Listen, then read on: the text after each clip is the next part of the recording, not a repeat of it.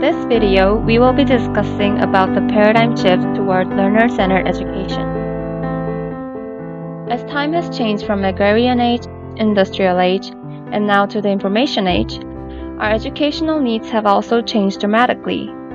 Although there has been a lot of efforts and millions of dollars spent on education reforms, schools in the US are not performing as well as expected.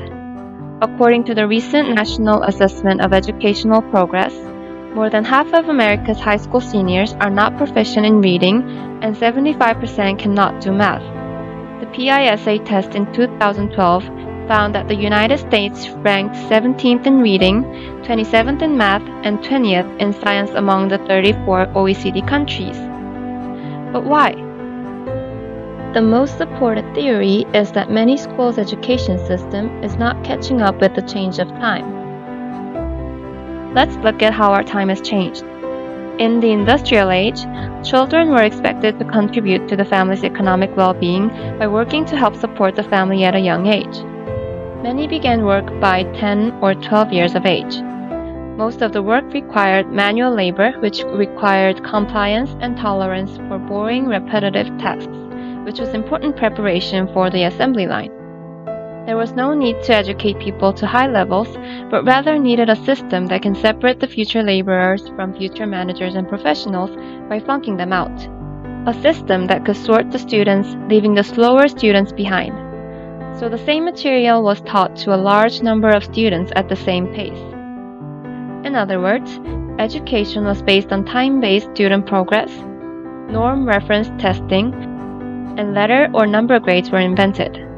However, as the technology developed, manual works were replaced by machines and the information age has arrived, in which knowledge and ideas have become the main source of economic growth. Information age workers need to be able to locate, assess, and represent new information quickly. They need to be able to communicate this to others and to be able to work productively in collaborations with others. They need to be adaptable, creative, and innovative, and to be able to understand things at a big picture level. Most importantly, they need to think and learn for themselves. As a result, the need for a paradigm shift arose. Over the past few decades, learner-centered instruction has gained a significant attention. The focus has been moved from what to teach to how to teach, with its purpose on maximizing every student's learning. A learner-centered curriculum includes initiative, problem-solving, collaboration, and lifelong learning, which could be best achieved through self-directed and project-based learning. This system expects students to learn at their own interest and at their own pace, leaving no child behind. On the other hand, despite its massively growing popularity, not everyone was welcoming this new paradigm with open arms.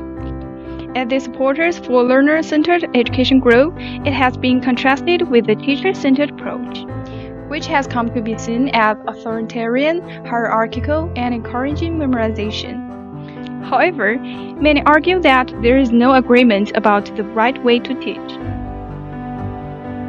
In the Educational Psychologist Journal, it shows evidence that minimal guidance for learners in problem-solving tasks leads to brain overload and prevents learning being stored in the long-term memory.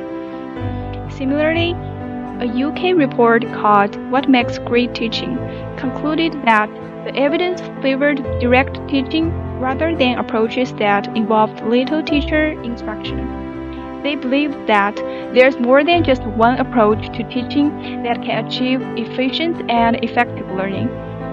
Also, other opposing opinions believe that learner-centered approaches do not always fit in other cultures, which emphasize group goals over individual needs. But still, despite the conflicting views, the need for a new education paradigm for this information age is receiving widespread support from around the world, and many research findings are validating the learner-centered curriculum. The choice is now left to the educators. But there is no doubt that the development of today's technology could greatly benefit education with increased effectiveness and reduced cost in creating truly personalized, attainment-based instruction for a larger number of learners. It would only seem smart enough that we make the most use of this advantage to design the most use of this advantage to design the best learning environment for today.